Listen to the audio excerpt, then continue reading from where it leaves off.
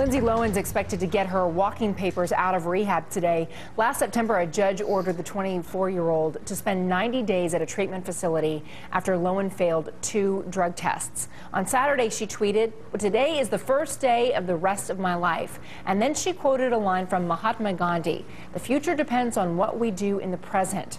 She finished up, "One step at a time, ... Dr. John Sharp is a psychiatrist and a neuropsychiatrist and also the author of The Emotional Calendar, Understanding Seasonal Influences and Milestones to Become Happier, More Fulfilled, and Control of Your Life. Sounds like she needs to do just that. Is she well positioned? This is going to be an important season for Lindsay. You know, she has to not just continue her treatment, she has to actually begin her life again, design it so that she can have a basis for her health and well-being and hopefully for her success as an actress. And if you were going to help her design that life, what would it look like? Well, the first thing would be to stay in inpatient treatment for a long time, and she has. And the next thing would be to take all the time she needs to really get the details of her outpatient plan well thought through. And it looks like she may be taking a little extra time to do that. That looks good too.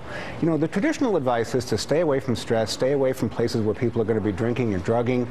How does that apply to a young actress? It's very difficult. You know, she can't just move to Vermont or stay near the Betty Ford Center. She's got to figure out a way to find a new place to live and surround herself with the kind of love and support that can knowingly help her stay on the right track. Her mom has suggested that New York is a better option than Hollywood, but are there any role models she could look to who've successfully navigated that path from rehab to a sane, sober life? Sure, you know, just trying to get away isn't the answer. New York may not be the best rehab environment anyway. We've seen in Hollywood, though, some comebacks that have been notable. Robert Downey Jr. is one, and Drew Barrymore is another. Did you know that when she was at her low point, she got outreach from David Crosby and his wife, and they took her into their home. They gave her kind of a loving embrace, and they knew what she was going through. Well, another quick one here. David Arquette is checking into rehab.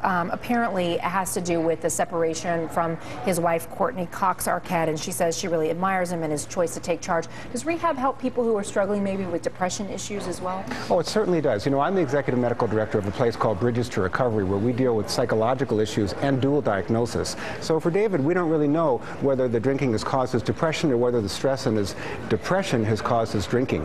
Definitely the arrow goes on both ends of the line. Yeah. All right. It's great to see you today. Thank you so much. Thank you so much. Dr. Sharp.